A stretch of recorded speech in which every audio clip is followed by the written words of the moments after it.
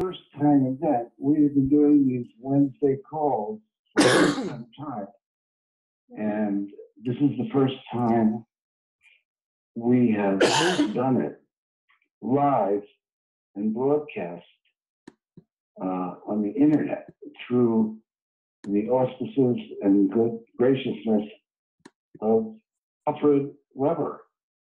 And I assume that we're on, so we're on BBS Radio, and we're also on the internet on Alfred's Facebook page and on the telephone, I think, for a number of new people. And I want to just do a quick intro to this. Those of you that have heard me on Alfred, and those that haven't heard me but have come into this call because of Alfred putting it out, this is very unusual. I always introduce this to new people by a disclaimer. And the disclaimer is that we have been communicating with what identifies themselves as group soul energies in a very high dimension. When they formulate an answer, it's not one entity speaking. And I have been testing this for a long time, and I believe it is the way I'm saying it. One of the things about these sources is not only do they have the ability to answer questions with a huge amount of wisdom and a certain degree of omniscience, even more than that is their ability to project energy into this realm and to project energy to you personally. And sometimes people feel that the first time they're having an experience.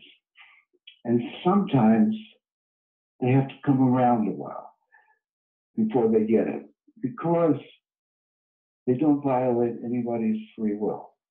They're very honoring and respectful of you. They do not want you to be a blind follower. They do not want you to give up your power to them. Although people will try to do it, they're pretty good at sidestepping that. Even myself, who is being their, I guess, emissary in this realm, they don't tell me what to do. Most of what I do comes from my own volition. And I have been a careful observer for years about how this works and how it benefits people. And I do think I take more volition as I see the good results. And it's a little controversial to put it out publicly like this to new people, because oftentimes it can challenge people that have rigid ways of looking at the world. Like if you're a fundamentalist Christian, or whatever has influenced you, and Christianity works for many people. I know it works, and I'm not interested in talking to Christians and telling them You're supposed to pay attention to me. They don't need, in most cases, they don't need this level of sophistication of understanding things. But lots of people do need it. Some people have found holes in Christianity, in the Bible. And for example, the Bible has been edited tremendously by something called the Council of Nicaea, 300 AD. And so, therefore, you would think that there could be flaws in it. At one point in my life, I studied the Bible, and I was having, at that time, lots of miracles and synchronicities. And when I read the direct words of Jesus, I didn't have to believe in it. I knew it was true because it was explaining my experience to me, things that I was experiencing directly and putting words on them. And then there's other things in the Bible that I didn't know if they were true or not. And I said, I'll just be open-minded. For example, Revelations, the book of Revelations, which talked about all the prophecies for the future. That did not come out of Jesus' mouth. The thing, at least that to the best of my ability to believe it, was that the things that were coming out of Jesus' mouth directly were the things that his scribes, his disciples, wrote down. That's why there's a book of Matthew, a book of this person, a book of that person. And I believe he intentionally wanted to do that so his direct words would be included. And if anything was added in the future, it would still include his direct words. So the book of Revelations was channeled. And with channeling, since I am at this point now, I'm quite experienced with channeling. And I've had a lot of affinity with a lady by the name of Carla Rucker, who was kind of my mentor, who was the channel for the raw material. And one thing I learned was when someone is channeling a high source, not to ever trust it completely. It has to resonate with you. You can be open to the possibility. Because, for example, I have a source that says they're the Elohim. And it comes through my friend and partner, Terry Brown. Terry, are you there? Yeah, I'm here. Yes. That was record time for unmuting your phone, okay? Okay. And, you know, as when this first started, I was thinking, how do I know something's not misleading me? And some of you are thinking, how do I know we're not going to mislead you? And that's a good thought. It is good to test it.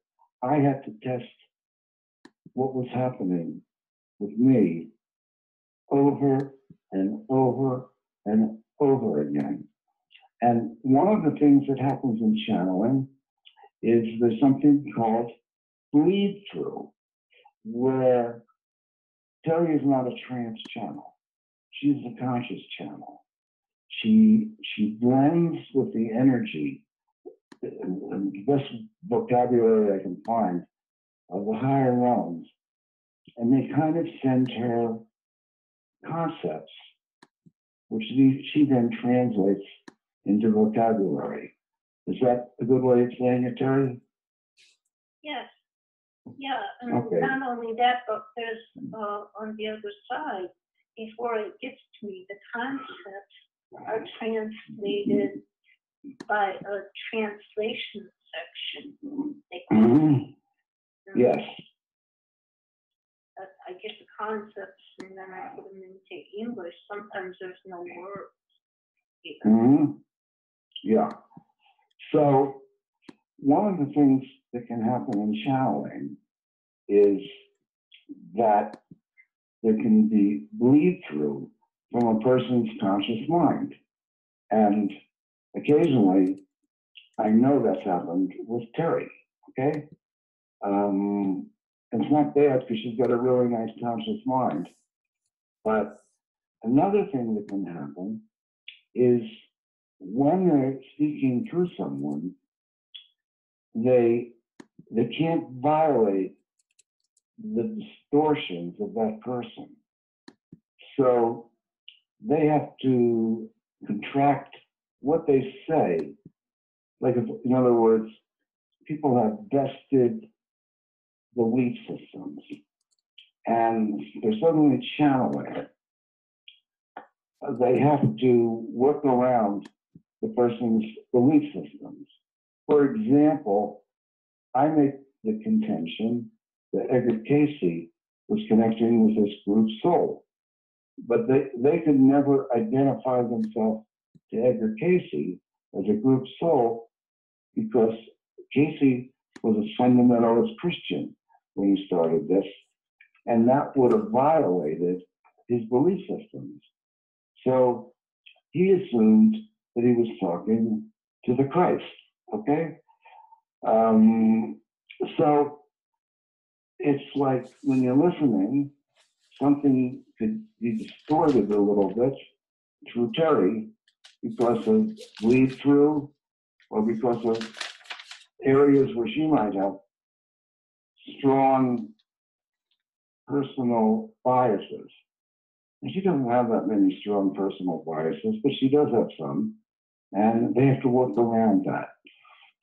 In another scenario, it's possible for a negative source to take over the line. In other words, we're talking to the Elohim today, and then tomorrow, who's making all that noise? All right, so you watch the console, okay? So we don't have any background noise.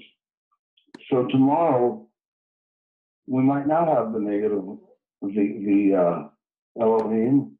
We could theoretically have reptilians or some part of the Anunnaki. Now, I don't believe that happens in our channelings. It doesn't happen for one reason, is Terry has an extremely high intent. And her high intent keeps her connected to the highest of sources. She also can feel their vibration. And they have a distinctive vibration. Some of you may have noticed when I said, feel their vibration. I noticed it, and I say this, and people tell me they noticed it. There was a wave of energy that moved through me. I could feel it. And that's how they connect. It's like a wave of positive energy that moves through your system. And it's not me. I noticed, and people in our group have noticed, that I can be talking and suddenly I'll talk about something and suddenly there's that vibration. And it's very distinctive. And it doesn't feel like something outside of yourself. It feels like you expanded, that suddenly things feel clearer and your chakras can start to open. It's a subtle thing, and as we do this call, you can pay attention and see if you experience it. So we have a number of questions, some of them from new people, okay? And let me see here. There's certain questions that I may address because we've asked so many questions. I know the answer. And then I'll turn it over to them to see if they want to correct it. And there's other questions that I can't ask because I'll give you an example. Many of you, most of you, and if you've been listening to Alpha Skulls, you probably know this. There's a lot of negative agendas going on. There's a lot going on the other side that is really dark. And I mean, it's on this side as well. When I asked a question about a dark agenda, sometimes what happens is Terry is blended with the Elohim. They can move their energy and look at things. When we do these calls, many times people have asked personal questions, sometimes really deep personal questions. And as far as I know, they have always answered with a complete understanding of the questionnaire. And it astounds me sometimes how specific the answer can be regarding a particular person. And they say that they are looking in at the person's vibratory field. And who's making all that noise? They're looking at the person's vibratory field and can feel the energies of the person. And they can then feed it back with a great knowledge of the person. But they don't tell you what to do. If you ask them like you're going to give up your power, that they always answer in such a way that you have to make your own choice. But they just may give you some, how would I say it, guidance on how to make a better choice, okay? So on questions that go into dark agendas, I may make a comment on them. But if I ask the question, Terry has to go to the place where the answer is.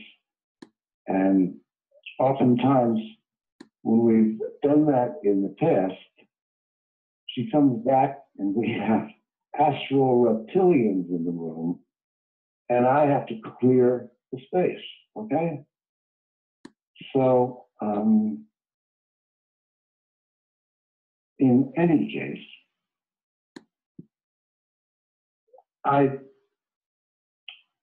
in doing this, I've developed certain facility to be a good intermediary, but I have everyone, as they would express it, and I'm sure this is true, every one of you is on your own path. Each of us is unique in our path. Some of us are more evolved, some of us are less evolved, some of us come from angelic realms and are here, and we have beautiful energy, but we don't have the wisdom of this realm. Some of us come from being very old souls and have a lot of wisdom of this realm. Some of us come from the newer souls and we're still trying to figure things out on this planet. And so we're equal in the eyes of God. We're all part of each other. We're all part of the same energy, but we're also totally unique, wending our path through the universe and unfolding our own connection. So on that note,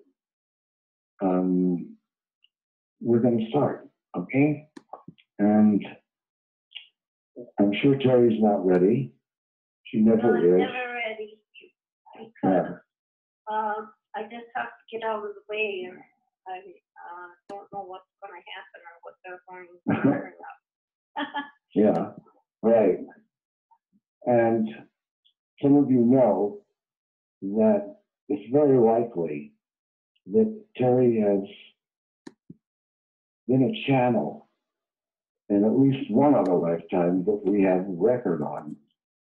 And it was in 1300 AD when she lived in Siena, Italy, and would go down to the local Catholic church, and they would ask her questions or she would talk, and then they would write down everything she said, because they thought God was speaking through her to them. And St. Catherine's Dialogues with God are an official Catholic piece of literature, still on Amazon. And the way this came to me is I asked, was Terry ever anybody famous? I guess about 2 or 3 years into it, the Terry is very shy. And they told me to look up St. Catherine.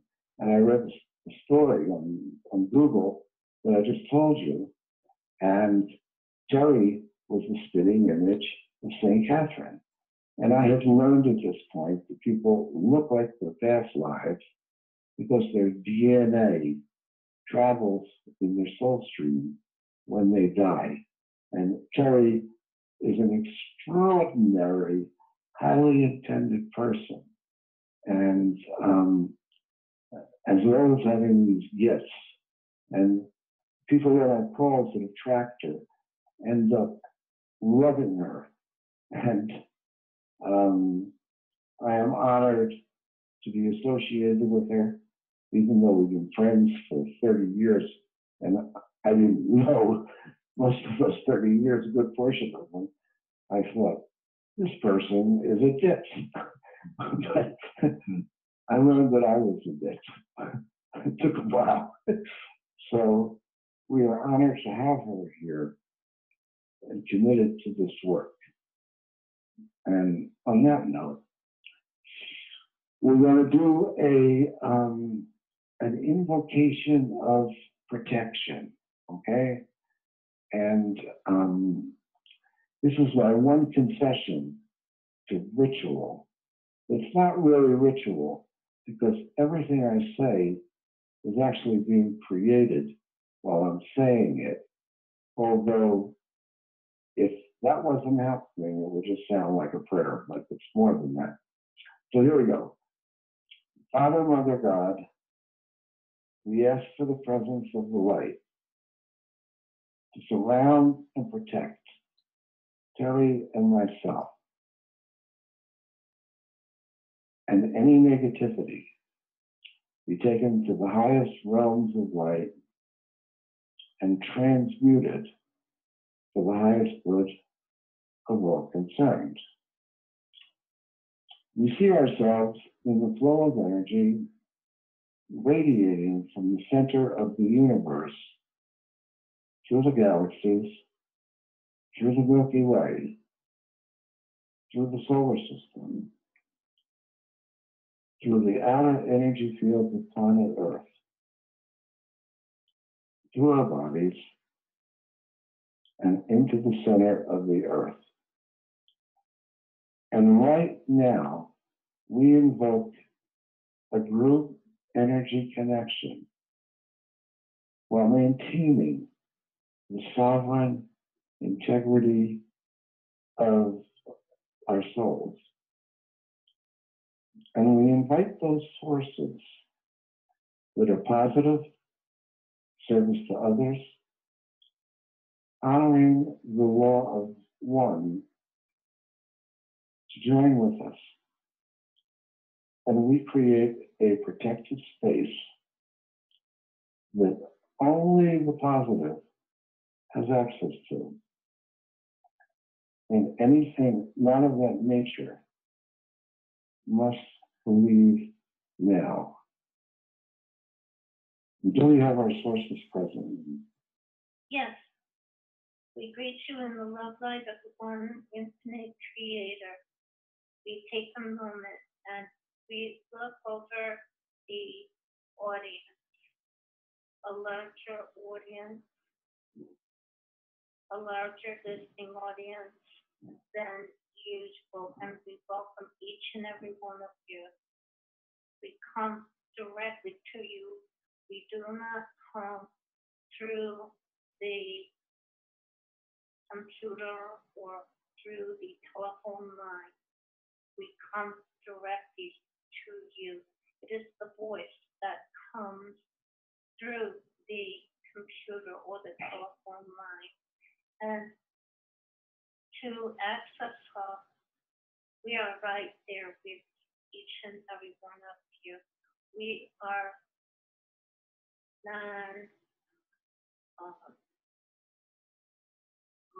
we are multiple. We can access everyone at the same time. We are not unilateral. We can see in 360 degrees.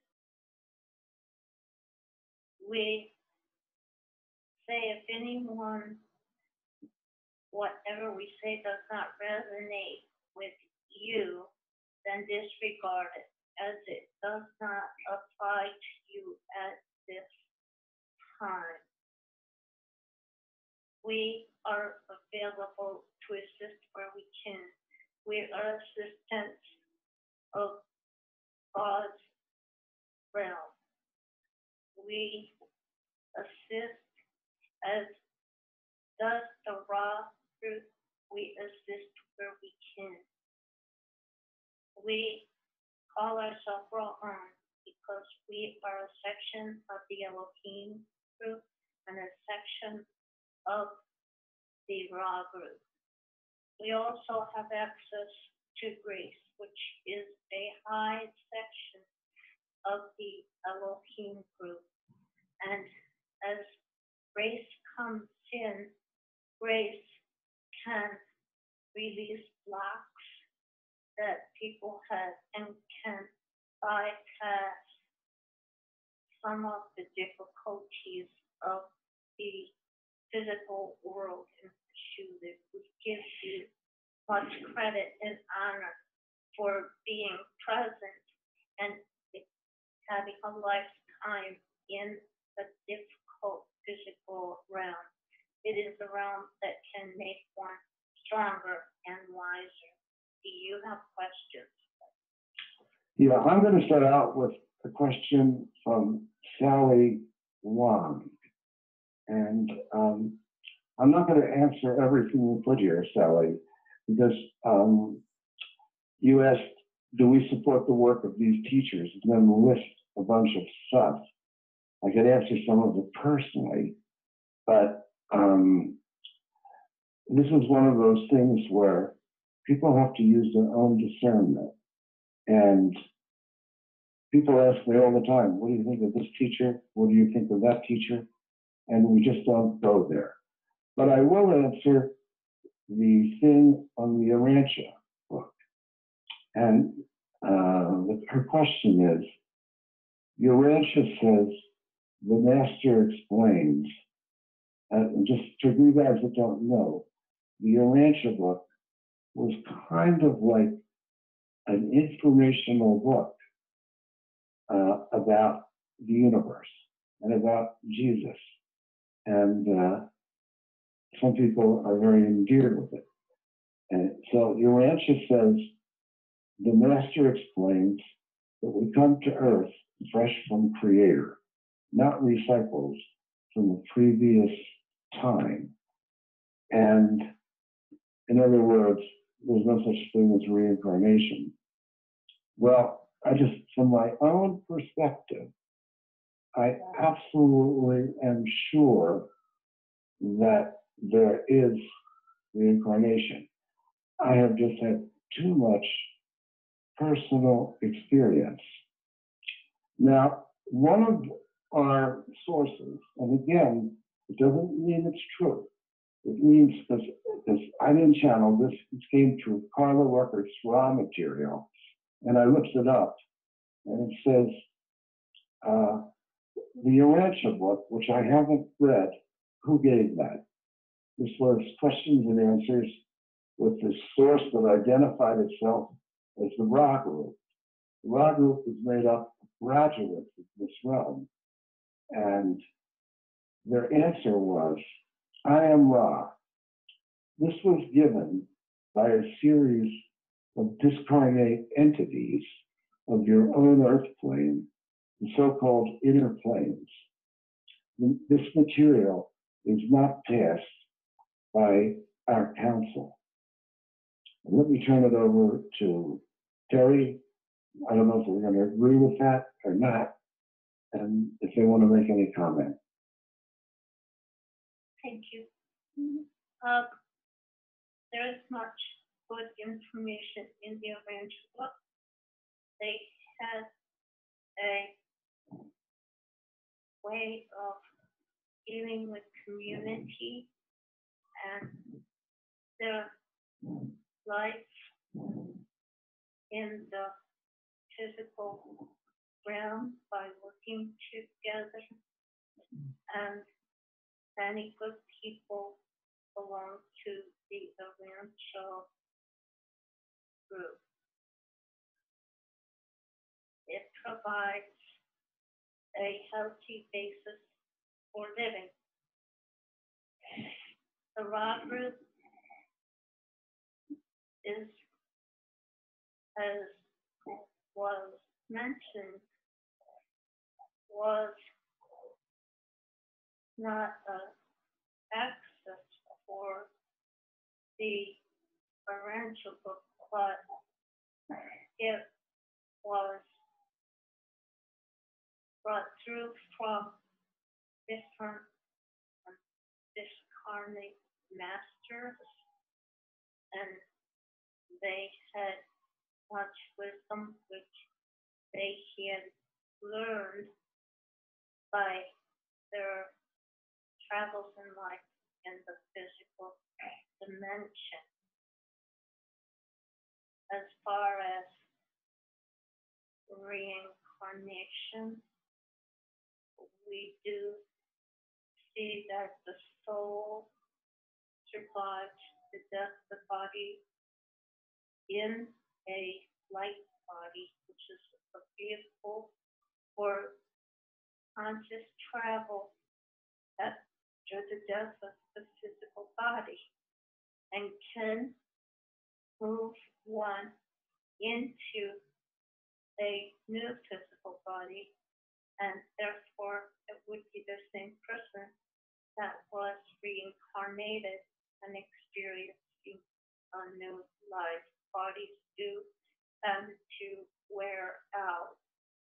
The physical body is not the body which transports the soul. That is the light body. Thank you. Thank you. And this is from Paul Yoto, Y-O-T-T-O. And he asked, he didn't give the city. Those of you that are listening, particularly on a personal question, please give your city, because it helps them tune into you. And I think if you're on the line, they could probably tune into you. But nonetheless, give your city since they asked it, okay? And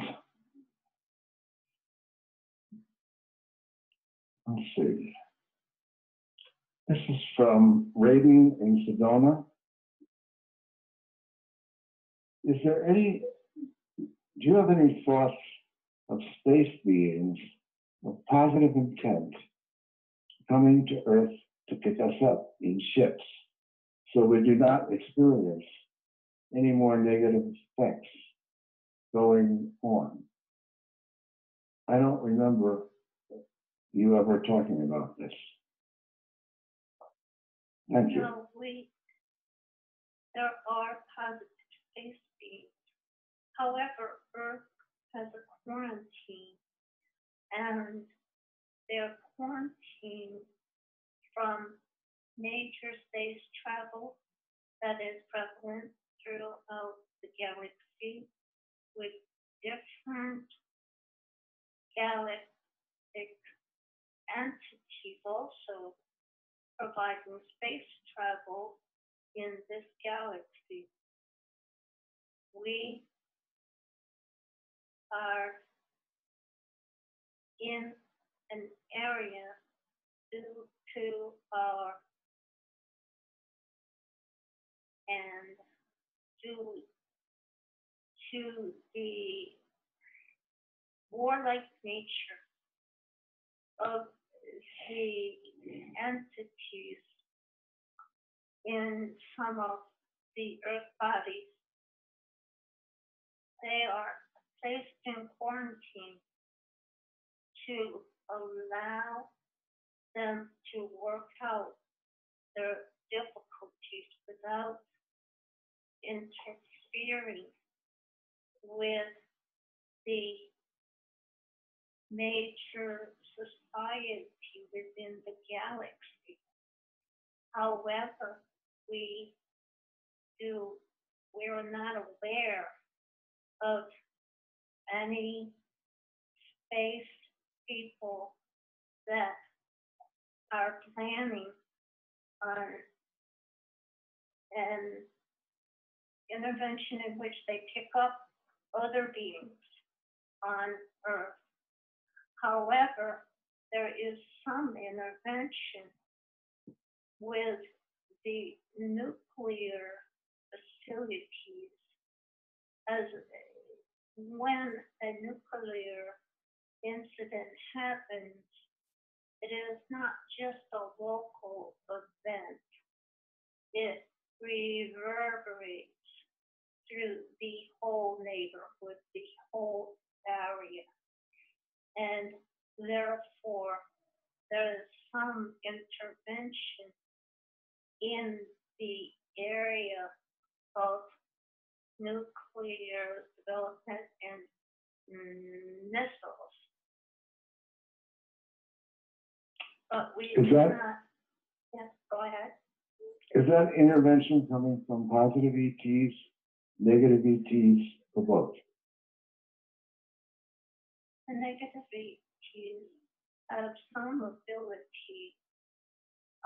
However, the interventions we are speaking of are coming from positive entities who are concerned in a broader scale of the effect of nuclear in the whole area. We could be reminded of Maldiv, another planet within your solar system that, due to nuclear mismanagement, blew up and created the asteroid belt. There are other space sentries who stand guard and work to disarm vessels that have come too close to creating destruction. However, there's a limit to what they can do. And they do not wish to take the responsibility as it is the people of Earth's responsibility to mind their own weapons and eliminate potential disasters by use of nuclear energy.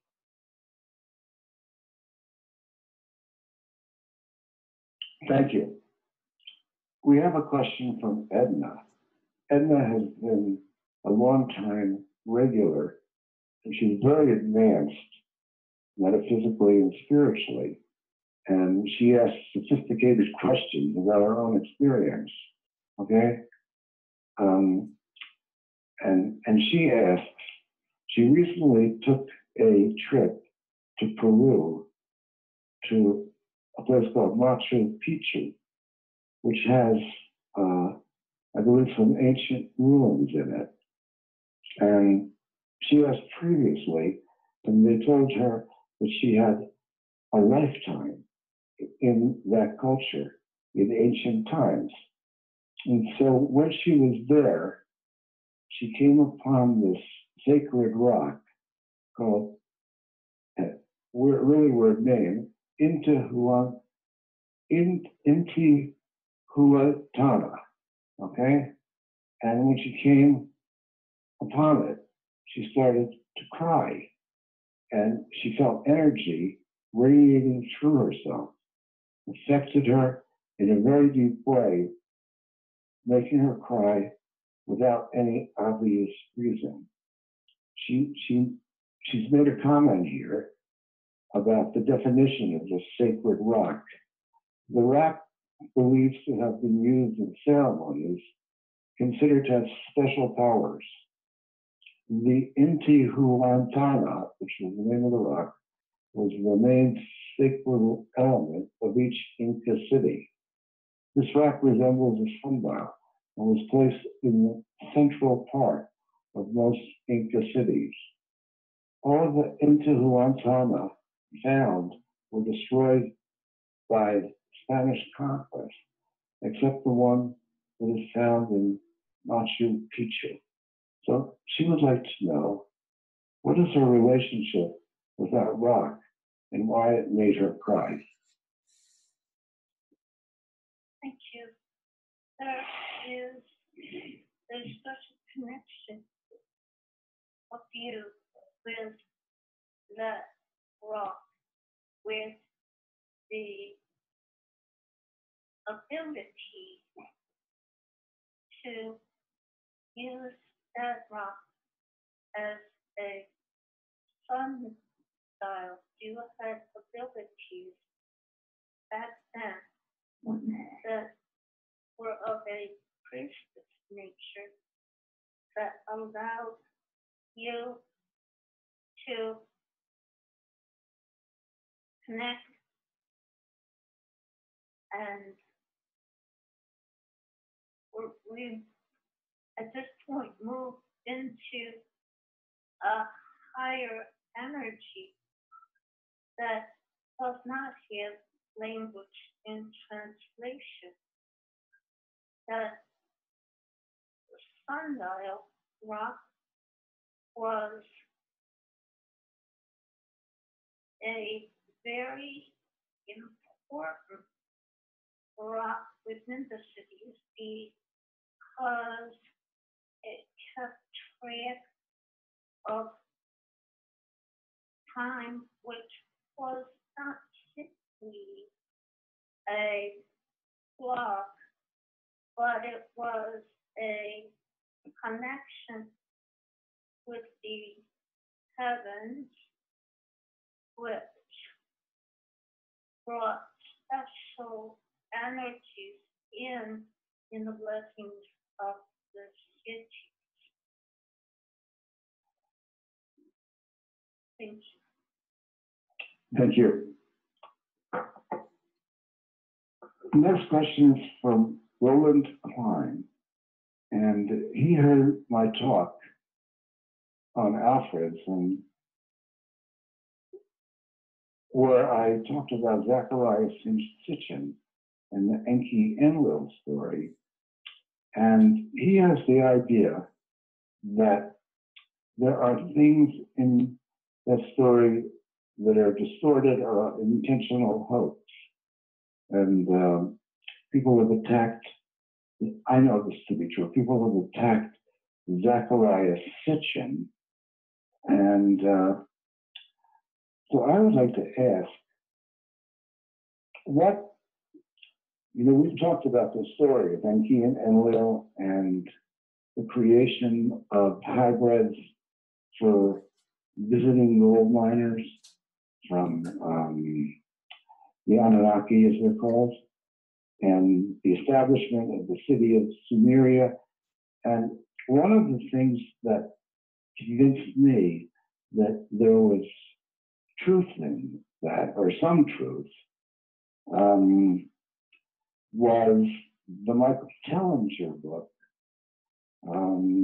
where Michael went through his own research, traveling around South Africa, finding evidence of Anunnaki landing strips, etc.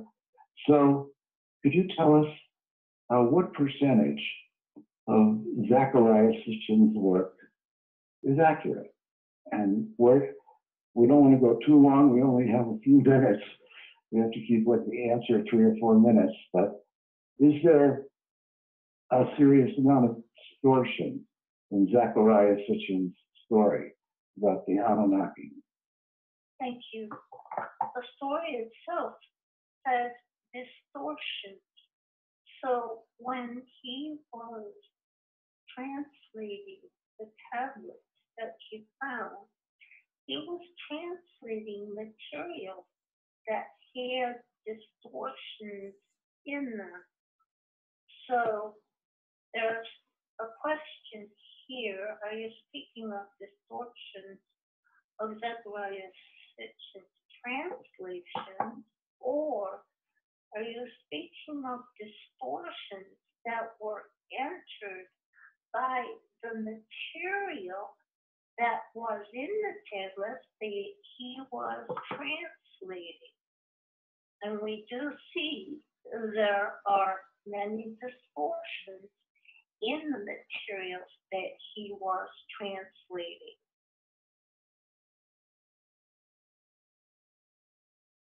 I would assume then the distortions came from the Anunnaki themselves. That is correct. Because they had an agenda to be worshipped as gods. That is correct. So all of their work is slanted. Mm-hmm.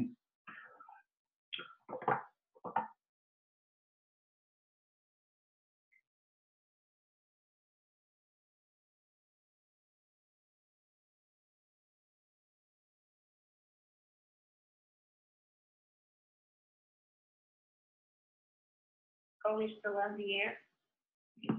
Yes. Oh, yeah, I'm sorry. Here I am. I said, was there any additional distortions?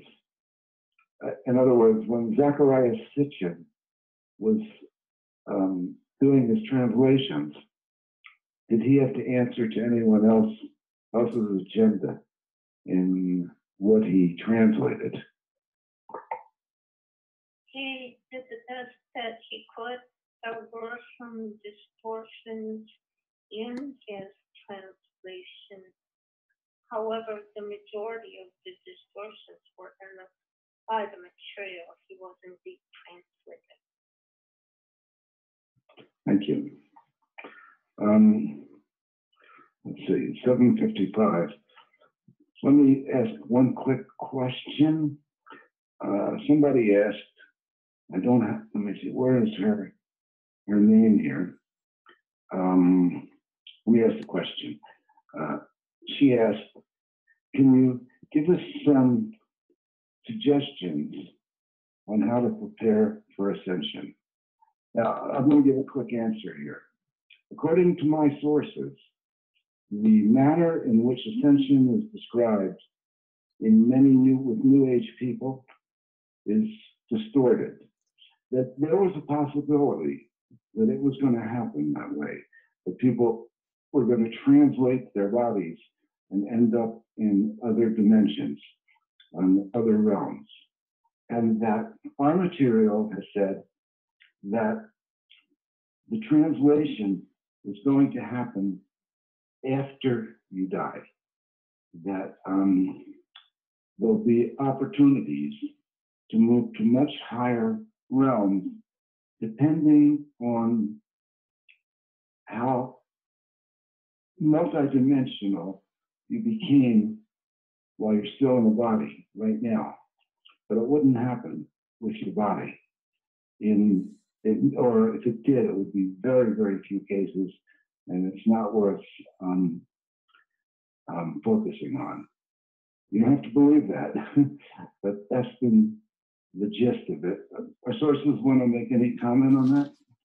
And we would remind you that the light body, that is your vehicle for transportation and getting around outside of your physical body, is much more versatile than your physical body.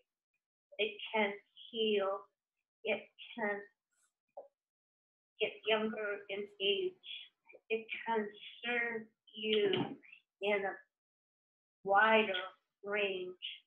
You can travel to the higher realms and to heaven in that vehicle. We see that physical bodies often wear out and different parts of them stop working in connection with the rest of them sometimes and create blockages and difficulties. So the transition is a wonderful way to renew and to ascend it.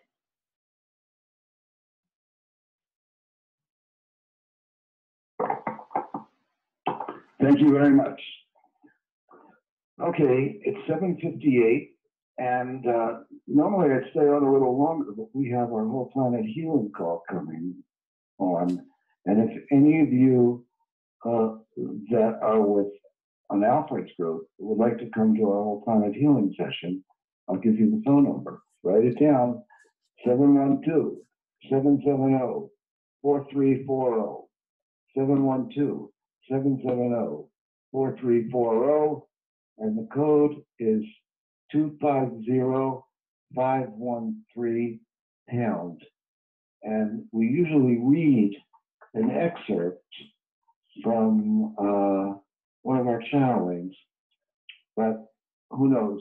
We might, since we're live and Jerry's in the mood, if she stays in the mood, maybe they'll give an introduction to whole planet healing on the call. So on that note, I thank all the new people for being here and listening, and thank Alfred for opening up to our work and allowing us to have a, how would we say it, a bigger reach tonight on our call. We love you all, and we'll see you next time. We do this call every Wednesday. If we didn't get to your question today, you can answer it, ask it again. You can keep asking it unless I say it's inappropriate, and we'll get to it, okay? So on that note, I'm gonna unmute everybody. All callers are unmuted. You can also go to whole planet